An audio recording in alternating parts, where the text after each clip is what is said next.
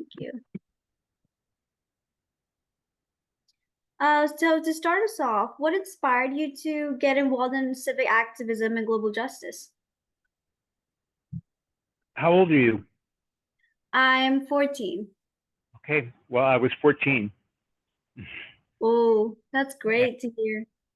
I was 14 and I grew up in California outside of Los Angeles.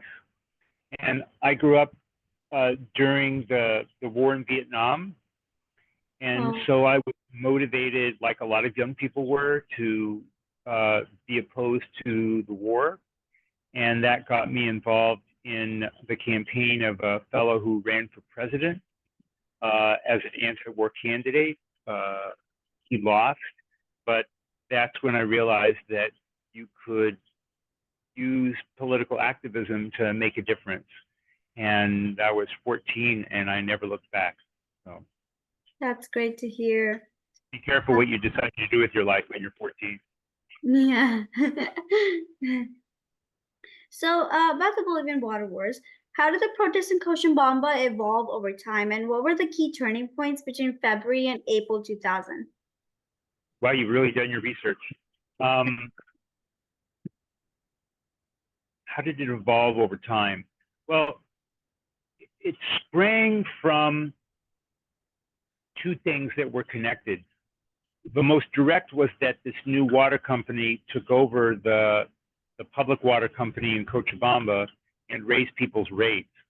But at the same time, the government was considering a law that would have given the government control over these small irrigation channels that communities had built themselves and were managing.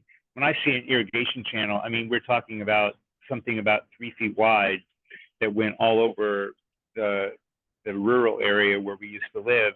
And people would, divert the water on Tuesdays into one field and on Wednesdays to another field. And people were really mad that the national government was talking about taking control because they had done nothing to help people get the water.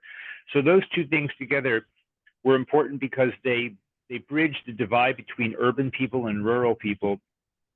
And then in January, those groups formed what was called La Coordinadora, and the Coordinadora staged its first action.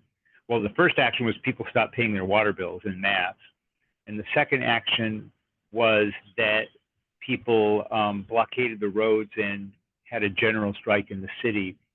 How it evolved over time from January and then February and then April, it evolved at the levels of confrontation between the government and people accelerated.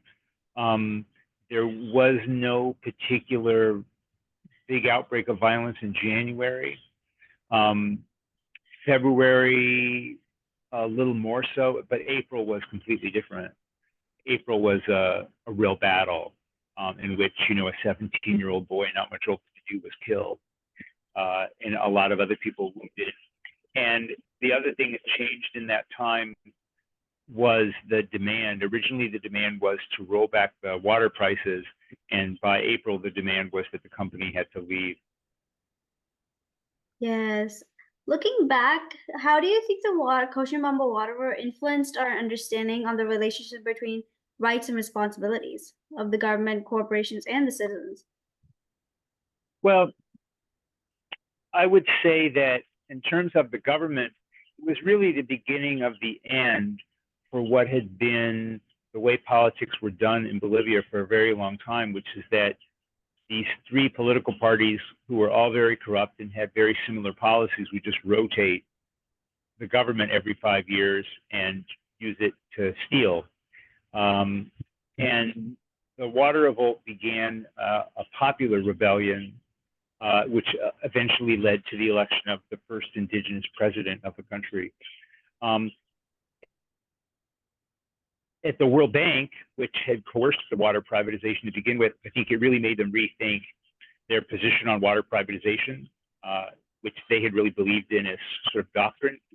And in terms of the corporation, I think the corporation was banking on remaining anonymous and not having to be held accountable. And as soon as we discovered that it was actually the Bechtel Corporation of San Francisco and outed them, I think that changed things a lot because suddenly they were buck naked in front of the world as the company behind it. And I think that affected a lot of companies. People realized that there was a price to pay for that kind of behavior. I've heard that when the negotiations were going on, that Oscar Rivera was like locked in the building for 4 hours. Was that true? Well, there was a negotiation between the government and I think it was between the city government and I can't remember if they were representatives of the national government. The Archbishop was there and others. And then the national government sent in police during the middle of the negotiation and arrested them. And yeah, they were detained in the police station overnight. By dawn, when people heard about this, many hundreds, not thousands of people were there demanding that they be released, and they eventually were. So yeah, I mean, the government just walked in the middle of the negotiation and arrested them. That's so sad to hear. Do you see any parallels between the Cochabamba Water War and other revolts happening today? Give me a minute to think about that. Sure. Well, certainly the elements of the water revolt are present in a lot of other kinds of revolts around things like, the Israeli bombardment of Gaza or some of the Trump policies where people are, going out into the streets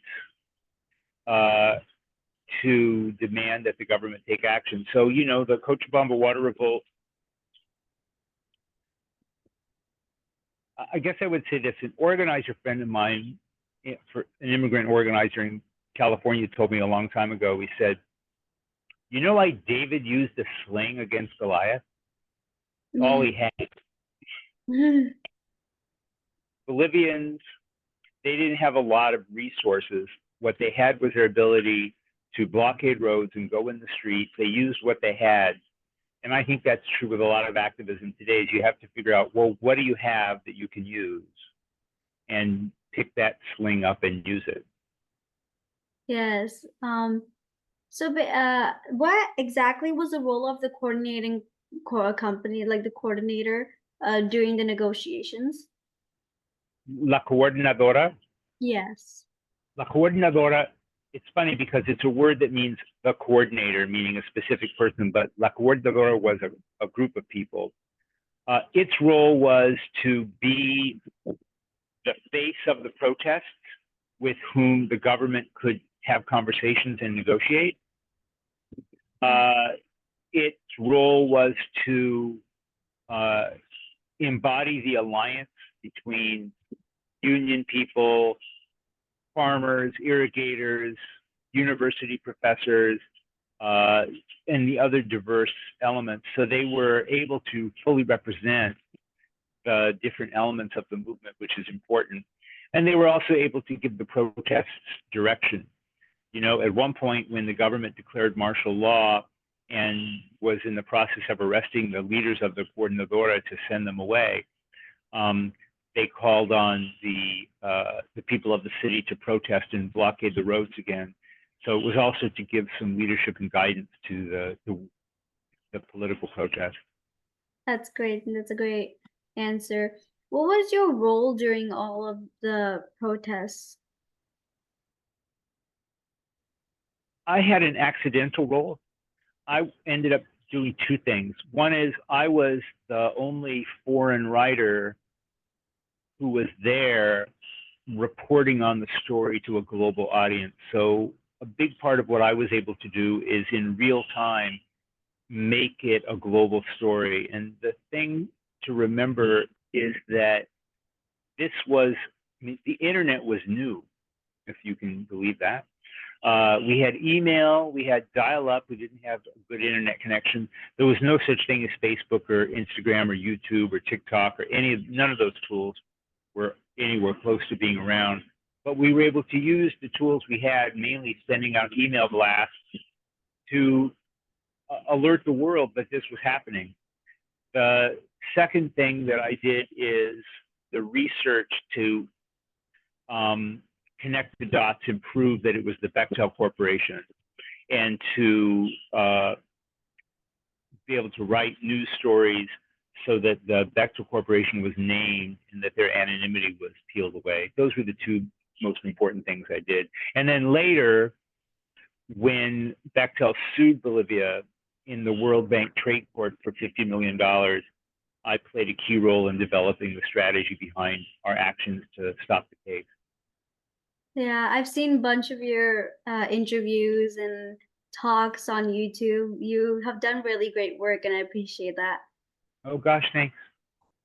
What did you witness firsthand during the protest? Is there something important that you would like to tell? Bravery. I mean, it was, I've been asked so many times in 25 years to tell the story, especially right afterwards. And the thing that I could never fully get people to understand is how really scary it was. I mean, we didn't know what the government was going to do. For all we knew, the government was just going to start opening fire on us with live rounds, which, they did in the case of that one young man. People were very brave. People knew they could die, and they were out there. So bravery, unity. I'll tell you one really funny story in the middle of it. All cities and towns in Latin America all have a central plaza. And in the case of the Coordinadora and the water revolt, you had on one corner the cathedral, on another corner the government building, on another corner the union headquarters that was the headquarters of the Coordinadora. So you had occupying the plaza was like playing capture the flag. That was the symbolic thing. So the military said, no, you're not occupying the plaza. So they set up all of these police blockades all around with armed men. And so the plaza itself was incredibly quiet while all this warfare was going on. And as a foreigner, I could get away with a lot of stuff. So at one point I went and interviewed a couple of the police. I remember at one point I asked this young police officer, so if your captain ordered you to kill me right now, would you do it? And he goes, well, if it was an order. And I go, okay, well, have a good day. And I walked right through the police line. The Bolivians could never do that. They were like, but I walked right through, and I walked into the plaza, and it was so quiet. And there was the same woman who was always there selling chewing gum and Kleenex and all of that. And I said, how's it going? And she said, it's terrible. The police don't buy anything. And so it was just like these pockets of normalcy in the midst of it all. I remember that as well. Yes, I remember researching about the takeover of the plaza. What was it like being there and like being in the midst of all these protests? It was scary. It was inspiring. It was very Bolivian. This one day, picture that plaza filled with thousands of people. And there's these guys that sell ice cream, and they walk around all day with styrofoam ice chests and ice cream. And so there's this guy, he's like wandering around selling ice cream in the crowd. And somebody thought it would be really funny to kneel down, to crouch right behind him and yell in Spanish, free ice cream, get your free ice cream. And so that's what I remember. It was scary. It was inspiring. Sometimes it was funny. It was very Bolivian. That's great. I've heard about I've researched about people like ringing a bell to alert people that police are coming. Was that true too? This is from my memory, the afternoon that was the most tense in April, there were some boys who tied a rope to the cathedral bell, and they were going to ring it if the military came in to occupy the city. That was everybody's fear. They called them Las Dalmatas, the Dalmatians, because their camouflage clothing looks like, spotted like Dalmatians. That's great to hear. In your view, who held the greatest responsibility to protect the people's right to water during the Cochabamba War? The government, the private company, or the people themselves? Well, it should have been the government's responsibility. It obviously was not the corporation's interest. They had other interests. So in the end, it was the people. And I think that's the lesson for now is, we're in a crisis in this country and it's not clear whether our political institutions will hold. And ultimately, it's really up to the people to decide to protect what needs to be protected in America in the same way that Bolivians took responsibility to protect their water. That's great. When the responsibility wasn't like, how did people of Cochabamba step in and then really took back their responsibility and their water system? Well, they took back control of their water, but then once they took back control of it, there still was not very much public engagement in trying to make the water company better. So a lot of the problems continued. But in terms of making sure that the foreign corporation wouldn't control it, people definitely were active on that. Yes. Were there any aftermaths of the Cochabamba Water War? Well, the Bechtel case was a big aftermath when Bechtel sued Bolivia for $50 million in a World Bank trade court. And we launched the first citizen action campaign ever against one of these global trade cases. And we were successful in forcing Bechtel to drop the case for a token payment of 35 cents. That was a big aftermath. That's great to hear. How did how did media coverage of the protesters influence the government's actions and the outcome of the water war? Well, the media was great. The media covered it. It was the only story every day. It was a huge story. The newspapers were very good in their coverage. There's a lot of newspapers. It's not like that. I mean, like Cochabamba had like 4 daily newspapers, and they all covered it. And so I think that put a lot of pressure on the government. How do you think the Cochabamba Water War influenced our view of the relationship between rights and responsibilities? I think that it was a declaration that water is a right, that people can't survive without water. And so you can't make it a commodity that foreign corporations control. And I think that's why, in Bolivia, they privatized the airlines, they privatized the train, they privatized the oil and all of that, and people didn't rebel. But when they tried to privatize the water, that was different because you can't live without water. Yes. Like, why do you think water is a human right, and why did it seem so ridiculous to privatize water? You can't live without water. And there's nothing wrong with, say, contracting with a company to come in and run a water system. That might be a good idea. It might be a bad idea, but that's not what the government did. The government didn't say, okay, we're going to pay you this much a year to manage the water system. They said, we're going to hand control over the water to you, and now it's yours to sell. That's completely different. Yes. Water is definitely a human right, and yeah, they should definitely have access to basic water. What advice would you give to students taking responsibility for human rights and the issues they care about? Be strategic. Well, first of all, just be active. Find a way to do something. Find a group that's doing something meaningful that you care about and get involved. Be strategic. Think about how to make your action impactful. But mostly, I would just say, for people to get involved and start to figure out what part of activism is their calling. Do you have any final thoughts or anything to say to the world? Why don't you tell me what got you interested in this? Yes. I was learning about the Safe Water Act because I was thinking of doing something around human rights, but then I stumbled upon the Cochabamba Water Wars, and I was like, this is a really interesting topic that I haven't heard about before, and I wanted to tell more people about this event, and it was so significant.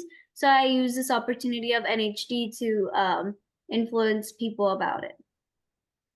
Very cool. Do you consider yourself an activist? Um, I would consider maybe not really an activist because I don't do anything activism in my area right now. But I would definitely try to look into it and then try to become one when I grow up. Where in Oregon do you live?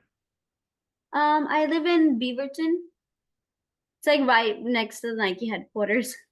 Yeah, very cool. And are you going to write something up about this? Yes, I'm doing a performance for my NHD. There's like five topics. You can either do an exhibit website. So I'm doing a performance and might even write an essay about it and then go like, publish it in Google, maybe. Very cool. If you do, send it to me. I have a friend in Oregon I'd like to send it to so he knows you're out there. A friend of mine, he used to be the governor out in Oregon, and I think he would enjoy knowing that there's, a young person that is thinking about these things. Yes, I will definitely send you a link about my final performance if you would like it. Okay. And also, if you send me your mailing address, we have a cool book that we published a couple years ago called The Art of Advocacy Strategy. And it's designed to be relevant for young people. And if you send me your mailing address, I'll have it put in the mail for you. Thank you. That'll be great. Thank Okay. you. It's been a pleasure talking with you. And if you need anything else, you call me, okay? Okay, thank you. It's been a pleasure talking with you. Thank you so much for taking your time to talk with Uh, me. good luck to you. Thank you. Good luck. Bye. Bye.